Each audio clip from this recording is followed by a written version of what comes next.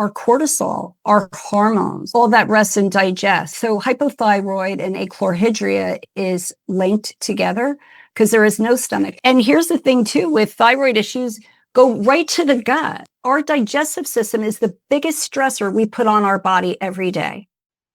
Welcome to Power Up Recovery with Nutrition.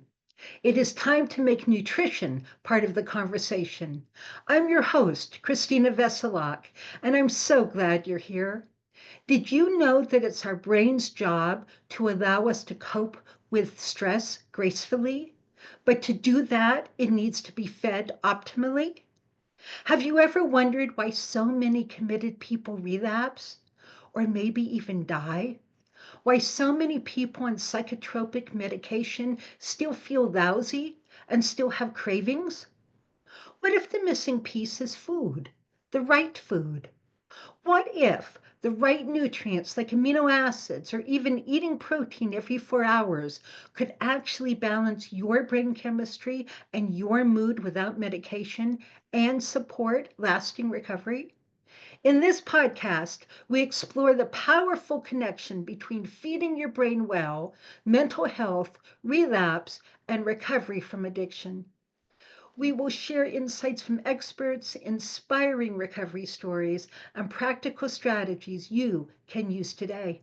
Whether you're in recovery, a healthcare professional, or someone passionate about emotional well being, this show is for you. Let's dive in and discover how fueling your body and brain with the right food, the right amino acids, and other key nutrients can fuel your transformation today. Welcome. Hi, everyone. Welcome to the next episode of Power Up Recovery with Nutrition, where we interview top scientists, practitioners, people with their own recovery stories. And today I am delighted, very delighted, to introduce a dear friend of mine, Mary Travostino, who I met through when she came into the academy as a student. And she's here to share her beautiful story with you, as well as her specialty, one of which is hydrochloric acid, which we so don't talk about enough. So, Mary, welcome. Thank you, Christina. It is an honor to be here. Thank you. So, Mary, can you tell us just a little bit about kind of who you are and what you do, and then how you got here today? It's a great question. So I am certified in functional nutrition counseling. I was a student of the Institute of Integrative Nutrition as a wellness coach and a community educator for almost 30 years in integrative healthcare. I was blessed to work alongside some of the biggest functional medicine doctors in the world. I sold nutritional supplements and I worked for a homeopathic pharmaceutical company. But part of my role was to, of course, product knowledge and educate physicians, their staff, and patients on, real world application, if you will. So the last 18 years, I was in weight loss. And boy, did I discover a lot about myself over those 18 years. So focus on weight loss, digestive health, which I'll share with you, and then blood work interpretation. I actually help clients really objectively look at our dismissed blood markers. And I help support individuals, whether they're navigating alcohol and substance use disorder, digestive health issues, weight, whatever they're navigating through. I treat them like bio individuals, and I help them understand a clearer picture of what their labs are really saying, because there's so many clues, and I'm glad that I have this opportunity to share this with you. So quickly, the last 5 years, I became a perpetual student. I went back to college at 60 to study addictions and went to Living Proof Institute, went to Functional Nutritional Alliance with Andrea Nakayama and learned more about blood chemistry interpretation. And then, of course, I actually came to the Academy for Addiction and Mental Health Nutrition because I was on Xanax for a few years 0.25 Xanax. And of course, everybody's like, that's not a lot, but it is, especially when you're on it for a couple of years. And so we'll get into a little bit of that later. But how I really got into all this work was let me backtrack. So 10 years ago, working in the field of prevention, I would say shortly into that, the ACE score, the Adverse Childhood Experience scorecard came out. And Christina, I would never look at that ACE score sheet. That didn't apply to me. And when I finally opened up that Pandora's box, if you will, 5 years ago, I unpacked 50 years of unprocessed grief. Oh, Mary. Right? And things that we just kind of tucked away since childhood.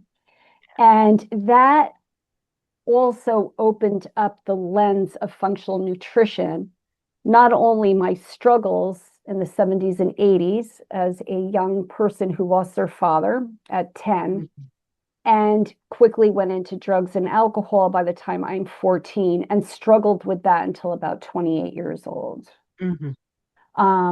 And this is what I see in clients that I never even realized in myself is the unprocessed grief, those unspoken words, those unspoken conversations that we have that are our adverse childhood experiences. Exactly. I mean, I completely get it. You know, my father died abruptly when I was 15, and we were all living in a foreign country. And it was very traumatic, and I just shut down. I mean, I already had trauma and PTSD and, etc., depression and anxiety, and that just made it so much worse. I'm just sorry you had to wait 50 years to jump into your grief work and your trauma work. But God is good, Christina. And I have to tell you, so I'm 10. My father dies at 50 from the result of a car accident. My mom is 44, widowed. She has 4 of her 5 children are home. And what I would also unpack was, I will never forget my mother, I was 10, and she goes, Mary, you're not the only little girl who ever lost her father. And you're going to pull yourself up by the bootstraps and we're going to move on because that's what God wants us to do. And so if you step back and you look at your adverse childhood experiences, my mom lost her mother at 11. Oh, It was an so she had appropriate, lots of experience with grief. yes. And then my father, his father walked out on his mother and his siblings when he was 10. Yeah. So you have You this, have a family history of trauma yes. that gets carried down generationally. And then think about it as young women when we get our first menstrual cycle. Pull yourself Mhm. up by the bootstraps. Then we go into menopause. It's all in your head. Suck it up, right? So when I look at my 18 years of coaching women, mostly, we have been told to suck it up our entire lives. We have. And Mary, this is why I believe in the three-legged stool, right?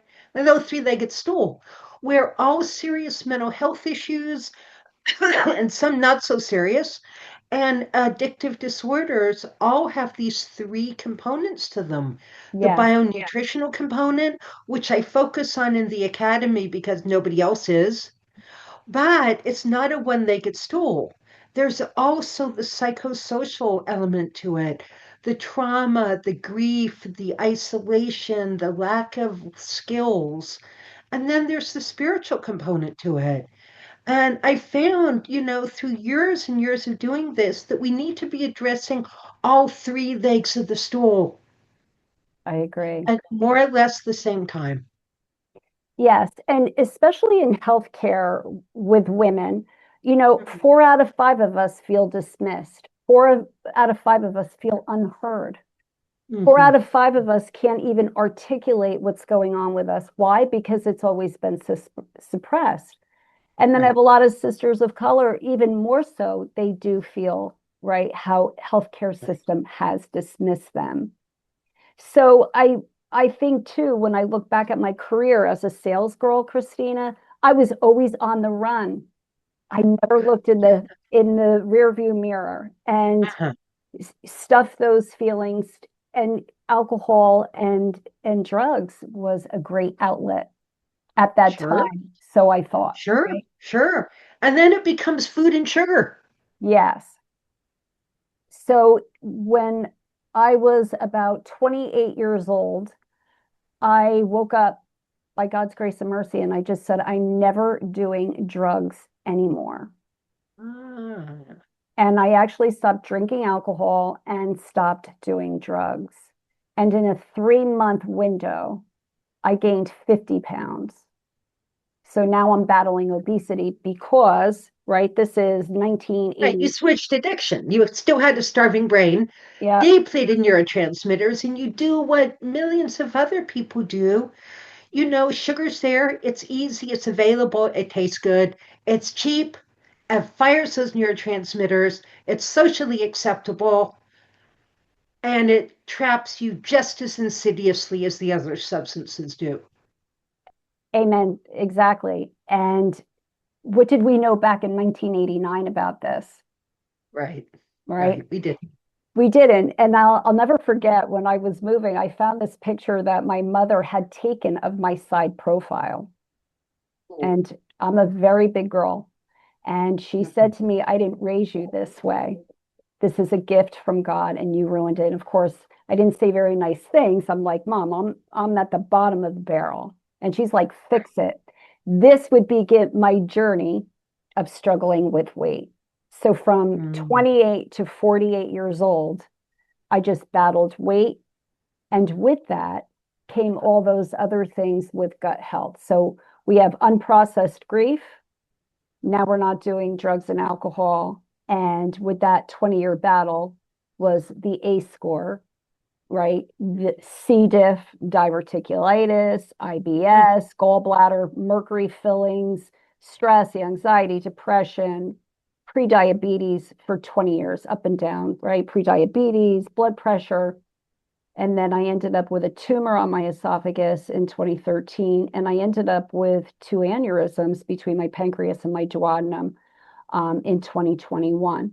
But it was all an amazing journey because I wouldn't, even though 50 years of unprocessed grief, I am able to empathetically, hope I can say this, come alongside people, Sure, right? sure. Um, You and me both, sister. yeah. So, I mean, what God unfolded in that, when you're going through it, it's a living hell. And just Yeah. from working with me over the last couple of years, I was just lifting from that anxiety and depression. So I discovered like this struggle firsthand. So battling weight, right, and corporate stress life and my hectic lifestyle. My lifestyle sucked. I mean, here I am in integrative healthcare sales, whining and dining doctors, and I'm on the road till 11, 12 hours a day, covering the That's whole right. Eastern That's right. Seaboard. And boy, did that That's take a right. toll on Sure. digestion, right? Sure. Sleep, Because there's no self-love. no, running, just There's keep no running. self-love. There's no self-care. There's no self-awareness. And No, there's no time. no time. Oh no. And then even though like, going for bike rides, going to the ocean before I go to work, all of that, Christina, you're still stuffing the suitcase. And what I say is we have this suitcase with unprocessed grief, pain, shame, trauma, right? So the wake up call in 2013 was after a very stressful event, and I actually drove myself to the hospital. And I didn't want to die at home with my pets. I was single back then. Um, but I was diagnosed with this 7 centimeter tumor. And, it's a crazy story of faith. I had nurses that came into my room every day and prayed over me. Yeah, there was, I was raised Catholic, so was my husband, but there was a picture of the Sacred Heart of Jesus in my Yeah. room. And I Oh, used to say to the nurse, like, I cannot believe this picture is hanging here, right? She goes, Mary, either can we. There's all walks of life, non-believers, Jewish, Muslim, patients, right? No one has ever asked to take it down. So my doctor came in Because and it's a sign of love, and we all yes, need love. absolutely, especially now, right? We're just experiencing so much isolation and depression, right? But with that, my doctor came in and he's all gloomy and he's like, Mary, I don't know how to tell you, but we believe that you have esophageal carcinoma and we want you to go to Cornell University and have this tumor removed. And I said, I don't have cancer. And he's like, well, yeah. And I'm like, no. And I said, you see that picture? That picture of Jesus is the healer, the great physician. And I'm going to check myself out of the hospital tomorrow morning and I'm going to do work. I had worked with Dr. Thomas Rao from the Paracelsus Center, Dr. Nick Abershamian. I mean, I had a toolbox filled with some of the greatest doctors. And still, Christina did not address the unprocessed grief, Trauma. the crazy lifestyle, right? I did change my habits for quite some time, but I still never addressed the adverse childhood experiences. And that was growing up, being an adult child of a deceased alcoholic parent who was a great provider, a great human being, but just that one drink could change the whole trajectory of the dinner table or life itself. And that is really too what I unpacked through the Academy for Addiction and Mental Health Nutrition, as well as studying, 15 psychology classes. But with that, what I would realize, like I had my mercury fillings removed, I changed my diet, still really not aware of the whole connection. And so from 2013, I'm just constantly on, acid reflux, PPIs, right? Proton pump inhibitors, things like Nexium, Prilosec, still on the run, and your doctor never says to you, what are you eating? What are you drinking? Do you have any stress in your life? Are you sleeping? Are you moving your bowels every day? And I say to clients, if your doctor doesn't ask you that, you better run, you Right? know, but the proton pump inhibitors, I was definitely one of the things that exacerbated the tumor. Um, so That's good to know. yes, well, and when I tell you a couple of stories, so what I would discover, right, is now it's 2021. I have these aneurysms, and Christina, I take my blood work from 2013 and just pulled everything off of LabCorp and plugged in all my numbers over over the last 13 years. And I use a software system called Lab Smarts also. Marianne Marks is brilliant. I used to do everything by hand with the functional nutrition chart that was from Andrea Nakayama. And what I discovered, I was like, holy cow. I wasn't making too much stomach acid. I wasn't making enough. And I'm seeing this trend and I'm looking at it objectively, right? And I'm looking at like some of the red blood cell markers, right? Which are red blood cells and our white blood cells. That's a whole nother podcast, how dismissed they get in our healthcare industry. Like this is our immune system, our white blood cells. But I could see it in the mean corpuscular volume of our blood cell, right? So that is a single red blood cell, and that is the average size. But that can actually reflect B12 and folate issues. We look at, yes, it shows up in digestion and stomach acid, that they're impaired. I looked at blood urea nitrogen. We'll see a bun marker. I will say to the client, what's your buns, right? That is a kidney marker, and that also will show low stomach acid. Chloride, right? Essential for producing stomach acid. Low levels, right, can lead to hypochlorhydria, which is not making enough stomach acid. We're making too little stomach acid. And things like carbon dioxide, right, are calcium and magnesium scores, right? You need calcium to make adequate stomach acid. And here's the other thing too, right? If you don't have enough stomach acid and you're taking your calcium and you're taking your magnesium and you're taking your iron supplements, they don't get absorbed. That's right. Yeah, we have to have an acidic enough stomach to absorb any of our minerals. And that's one of the many, many problems with your PPIs and your Yes. antacids. And you know what I find, Christina, too, and this was me. I was just I was somewhere yesterday, and this woman shared with me, I don't know, I got this going on. And of course, me, I'm all ready to give all kinds of advice, just listen, Mary. So she loves her gastro. He put her on, I don't know what it was. It began with a P.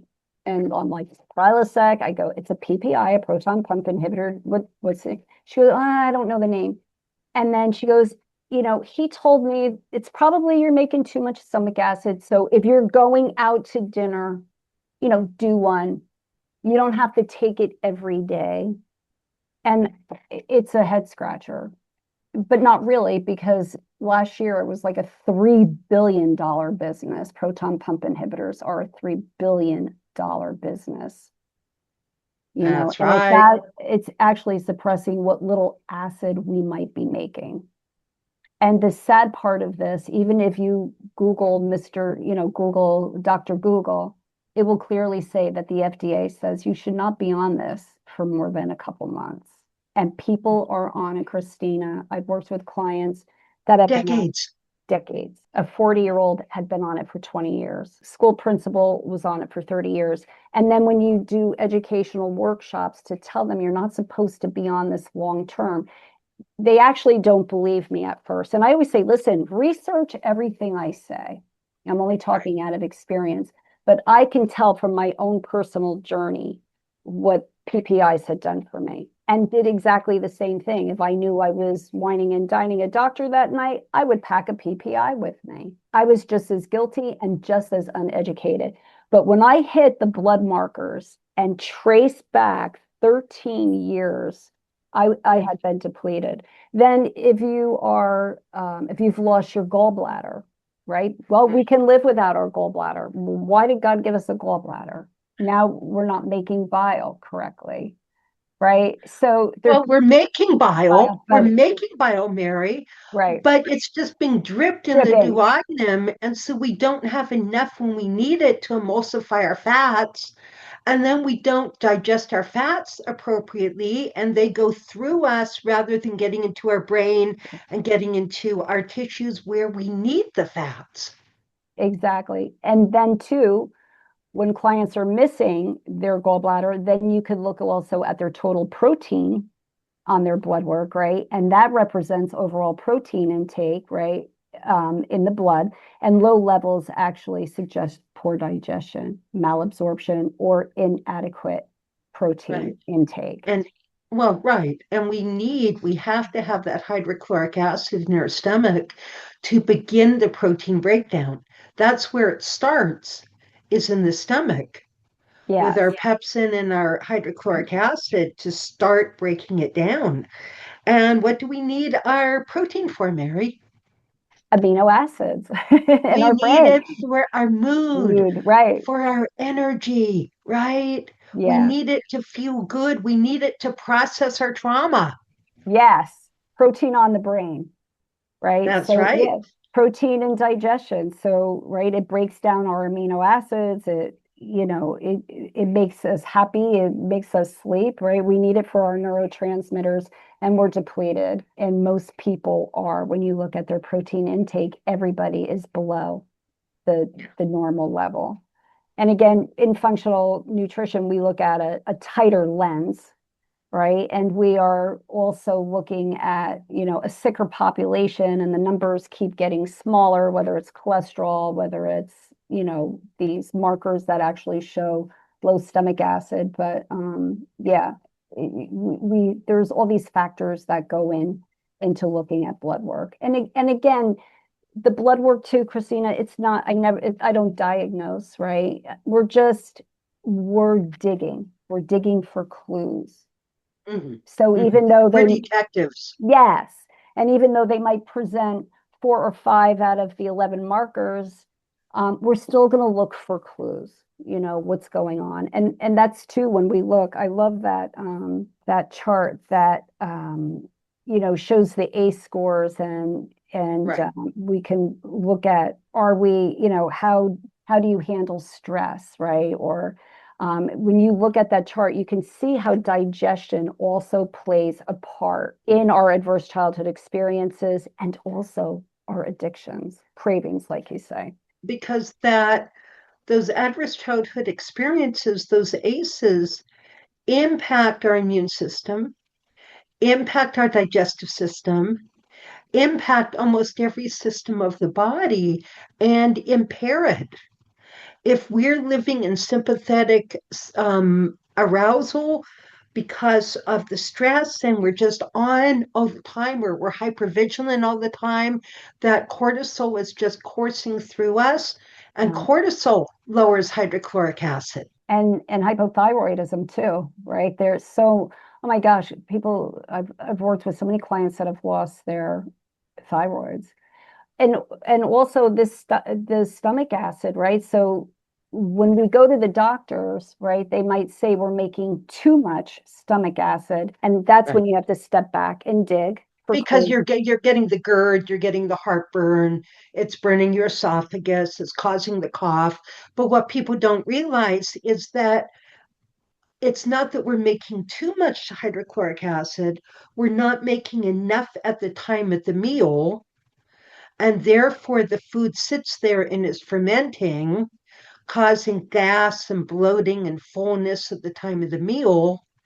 And then a couple of hours later, it all pushes up, and maybe there's extra HCl that's being produced because the brain is finally get the message that there wasn't enough in the first place. Right. But by that time, the sphincter at the bottom of our esophagus, that's supposed to be tightly closed so Yep. nothing comes up, well, a couple of hours after you eat, it's just all floppy Right. and it comes straight up. And that's all the doctors look at. Oh, you have too much. Well, in the moment, maybe you have too much in the wrong place, but Right. that's not actually the cause of it. Exactly. And, like our esophagus is this delicate tube, right? And when I think about how I abuse this, right, a good part of my life and being misdiagnosed, right? And it plays such a role in everything from swallowing to digestion to getting food into the stomach, just like you said, even with the lower, esophageal sphincter muscle. I mean, it is this delicate, system that Yeah. can heal. And it's amazing. Like, I think looking back at it from my journey and then also through the lens of people that I've worked with, right? So the stress, we're never in this parasympathetic rest or digest, right? We're eating in the car, right? Yeah. Um, Or standing over the stove. yeah. And I remember my mother saying, I didn't raise you this way. And after I kind of like did the work, I'm like, you kind of did. Like, we ate like we were going to the electric chair. Either you couldn't wait to get away from my father or you couldn't wait to go outdoors and play, but we would bring our face to the plate. So this stems back from childhood, Christina, Mm. and even with friends, like we could be sitting at a gathering and you can tell everybody is in a race. Where are you going? Right. And so we're not stimulating that vagal tone. We're not looking at our food. We're not smelling that food. We're not, Enjoying it. no, no, we're like in this race, to eat. And that plays a big factor on our stomach acid too. It's that whole mental health, the physical, the physical part of that. This is not going to be your last meal.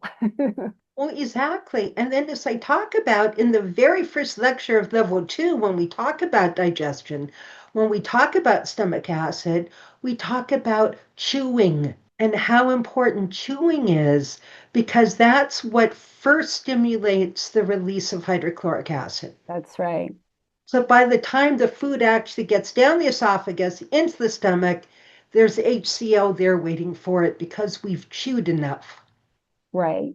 But, here's the thing too, what they say about stomach acid. It used to deplete as we got older, Hmm. but now we're seeing it even in younger kids, right? And why?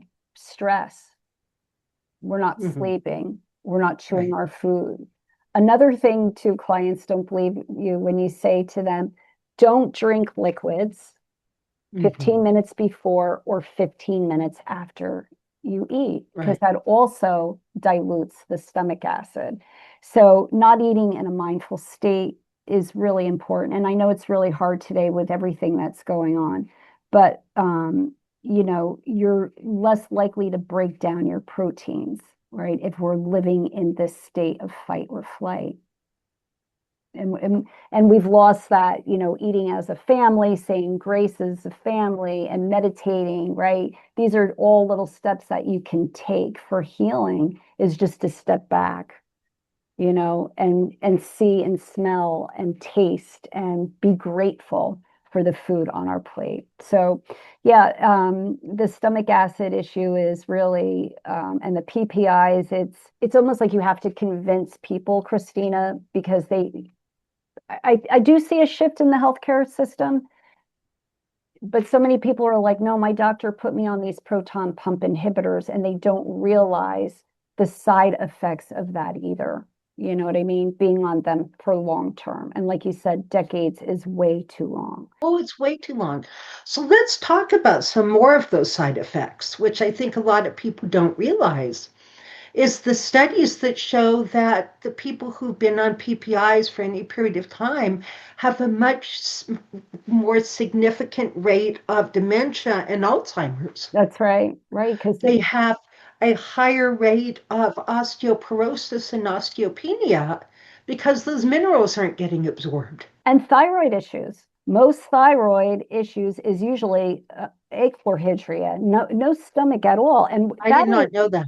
that is a lot to do. Like you said earlier, our cortisol, our hormones, right? Yeah. All that rest and digest. So hypothyroid and achlorhydria is linked together because there is no stomach. And here's the thing too, with thyroid issues, go right to the gut, right?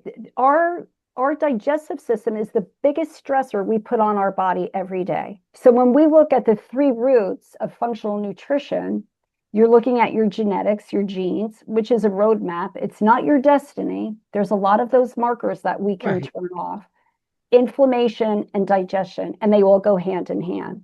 So you have those three roots, and then you have the soil, and that soil is your environment. That soil is your ACE score. It's your lifestyle. Mhm. It's where you Mhm. grew up. I mean, I can bring you back to a trauma at 5 years old with Sister Mary Arcella, and I can bring you right to the cloakroom, Yeah. Yeah. right? Yeah. But these three roots, right, have many branches. And those many branches are autoimmune disease, cancer, dementia. And they're all linked to what? Our gut, right? And our serotonin, right? All of that, Mhm. where all of it goes hand in hand. So if we really step back and we look at our genetics and we look at our inflammation and we look at our digestion, you can really come up with some clues with what's going on, especially for your digestive health. Yeah, and sarcopenia is another one with no stomach Mhm. acid and losing our muscle tone. Like there's so much that goes into this vicious cycle. And I would be Mhm. remiss if I didn't talk about hypo or H. pylori. That's another diagnoses I used to have all the time and dismiss that, it's an infection. It thrives in low stomach acid, worsens GERD and ulcers, and it's a vicious cycle. And it reduces your stomach acid. Interesting fact, 50% of the world population suffers from H. pylori, and it's very prone in young kids, but it's I a did not know that. But what did they do to treat ulcers? I mean, kind of, it makes sense for a tiny bit of time, is that they use PPIs to lower stomach acid so you don't burn the holes in your, mucosal lining caused by the ulcer. But that just allows the H. pylori to grow even more and more and more because there's nothing killing it. right. And then you end up with leaky gut, right? Chronic inflammation. So my gastro, who's been with me I met him when I had my episode, and I love this guy, and he's great because I can have a great conversation with him. Um, I said to him, "Hey, Doug," I go, "Did you know that there's 11 blood markers in your lab report, objectively looking at this, that you can actually tell if one of your patients, myself included, is not making enough stomach acid. He goes, I had no idea, Mary. I go, would you like to see the chart? He goes, I would. Good for you, Mary. I know. No, And go ahead. whatever happened to that esophageal tumor of yours? My husband was not my husband at the time, came in like a knight in shining armor. So I feel God used that to get him to say I do. I actually went, all kidding aside, but it is true. Again, the mess in the message, Christina. A couple of things that I did. Number one, I went home and I really reflected on my life. And I said, what changes do you have to make, Mary? Because this isn't working for you. I met with a surgeon. And again, this is not medical advice. This is just my journey because I was blessed to be among some amazing functional medicine doctors. I actually met with a surgeon just in case I did have to have it removed. And I said to him, I'm going to work on this for a couple months. A couple of things I did is I worked with a biological dentist who is amazing. I had the last quadrant of mercuries removed from my mouth, Christina. And I don't know if people believe in the biomeridian chart. I do. Yeah. Let me tell you, when I got the last quadrant done, my tumor went from And by the way, everybody, you have to do it really carefully, yeah, working with a biologic dentist so you don't release more mercury great. vapor into your system. Right. Product of the 70s, right? When you had a cavity, they drilled this big hole in your tooth and just filled it with mercury. I had a mouthful of metal. I have to tell you that quadrant sat on. So I had a tumor, I had fluid in my lungs. There was just a lot of things going on. And that tumor went from 7 to 3.5. Did lots of acupuncture. Went to this amazing acupuncturist, Chinese medicine, like fifth generation acupuncturist. The most beautiful soul. And she's like, Mary, we got this, but I need you to come 3 days a week for the next couple of weeks. Use a product that I used to sell from Atrium Biotechnologies that inhibited angiogenesis. So this was August. By January of the following year, went to meet with an internal medicine doctor, and he goes, I don't know what you're doing or who you're praying to, but this is a miracle that your tumor is completely gone. One of those hard work miracles. Yes. Yeah. Right? Because you did the work and God led you to the resources. Yes. And here it is, a teaching lesson for those I work with. We are not to live like this, right? And, the body is our temple, but so many people are struggling with digestive health issues, but you've got to do the work. And when you look at long-term use of PPIs and how dangerous, right? Like we said, nutrient deficiencies and higher risk of infections and other risks like ongoing that have serious long-term effects. And what people don't realize that whether it's acid reflux, it's a full body inflammatory response. It affects our eyes, our nose, our teeth, our mouth, our ears. It affects our liver, our kidneys, right? And our pancreas, right? So it's not just like, oh, I have acid reflux. It is a full body inflammatory response, including our mental health. And I think what a lot of people also don't realize, one of the really sad effects of either us not making enough HCl ourselves or it getting even more suppressed with these medications is that we require enough hydrochloric acid when the food moves from the stomach to the duodenum, which is the way top of the small intestine. It's the acidity in the food, the chyme, the ball of mush, right? Mush. Right. That hits the duodenum. It has to be acidic enough to trigger enough bile from the gallbladder to emulsify our fats. And it triggers the release of pancreatic enzymes from the pancreas that do the rest of the digestion of our food. So if our food is not acidic enough when it hits the small intestine, we don't get enough bile, so we're not digesting our fats. and we don't get enough pancreatic enzymes, so we're not digesting the rest of anything else effectively. That's right. And And this is never talked about. no, There needs to be really clear, informed consent when doctors suggest putting somebody on a PPI, except that most doctors don't know this either. no. I mean, Christina, Or I they had, forgot it after they took the exam in med school. but really, what would, how much nutrition did they have in med school? That's Right? right. Even my gastro, none. I had an endoscopy done in 2024. I actually did it for my birthday. My 64th birthday. And I wake up, my doctor has like this little piece of cheesecake for my birthday. He's like, Mary, why are you coming on your birthday? I go, well, it was the only appointment I could get, and it's the only time I could see you for my birthday. I love this guy. I really do. He's great. And we butt heads, but he is open to hearing, right? Good. So he calls me up. He goes, Mary, he calls me Trav. Trav, I got to tell you, he goes, your esophagus is beautiful. I go, well, yeah, because I do a protocol.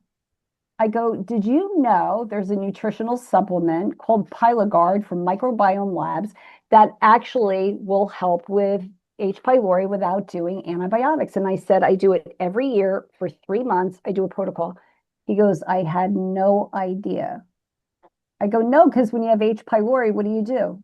You put us on an antibiotic. Now you're given yeast infections, right? And you're creating yet another full body inflammatory response, right? Because we don't step back and we're not thinking, how can I address this?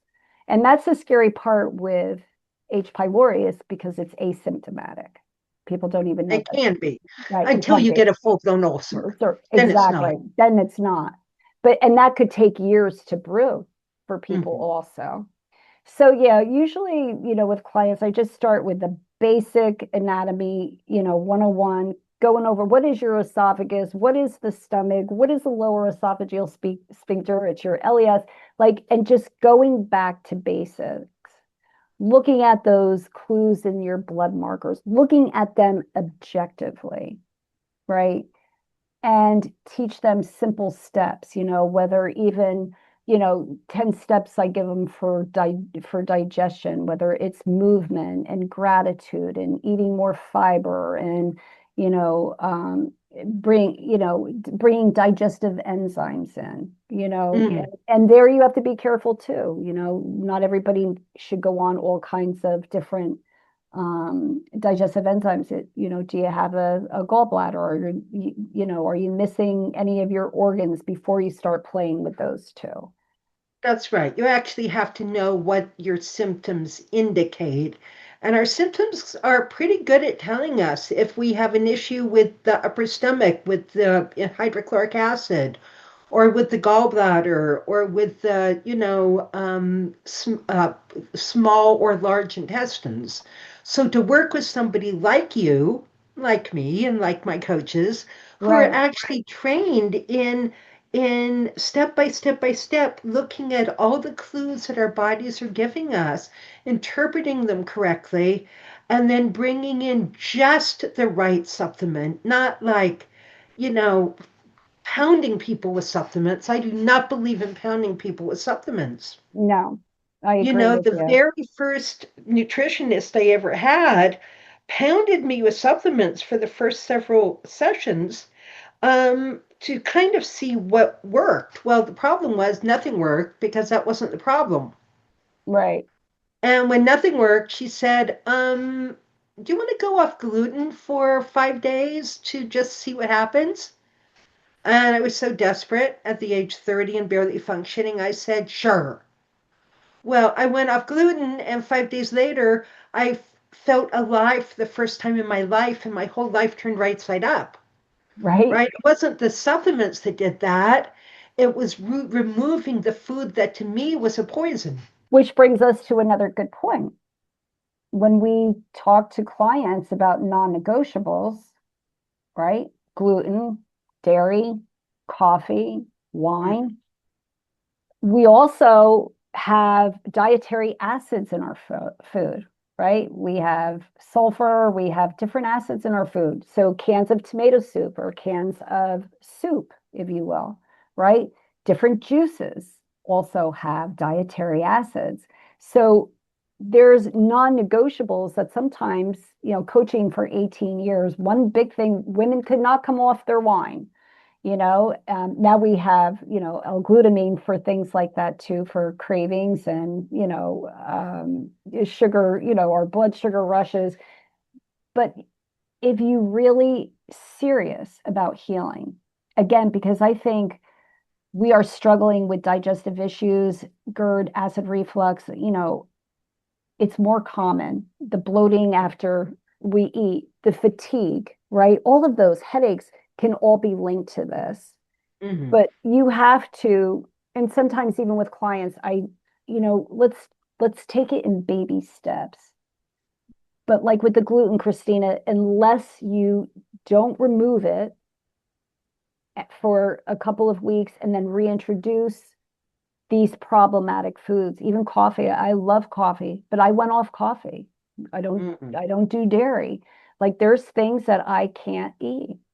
Yeah. And it's a non-negotiable. And that's where people really struggle. But that's where the amino acid therapy chart comes in. That's where supporting neurotransmitters so that people can engage in the challenges of the recovery journey, effectively. Mary, thank you so much for being on Aw, this show with me. thank you for having me. I could And talk to if you for people hours. want to set an appointment with you, if people want to have a conversation with you, how do they reach you? I welcome that. They can find me on my website, Mindshift Transformations. I'm on social media. You can DM me. I am available. I welcome a discovery call or just a conversation. Thank you for this. We just get the word out and pray for healing. I think I see a surge, Christine, and especially for women. I think they really want to feel good for 2026. I really, I would agree with you. I really do. Well, Thank you well, so much for everybody, today. thank you so much for joining us in this wonderful conversation with Mary. And I want to again invite whoever of you who want to become expert at amino acid therapy and even learn more about digestive health and thyroid health and all those wonderful things, please join us in our training program and come to our website and see what it is that the Academy has to offer you. So if you like this episode, please push the subscribe button and the like button and share it with all your friends and all your colleagues and all your clients. Thank you for joining us. Thank And you. Mary, thank you. Thank you. Thank you for tuning in to Power Up Recovery with Nutrition. I'm Christina Veselak, your host, and I hope today's episode has inspired and equipped you with new insights and tools to support your recovery journey or practice. If you enjoyed this episode, please subscribe, leave a review, and share it with others who could benefit from the knowledge shared here. Stay connected with us for more episodes filled with practical advice, expert wisdom, and inspiring recovery stories. Remember, nutrition is a powerful tool in mental health and relapse prevention. Power up your recovery today. I'm Christina Veselak, and I'll see you next time.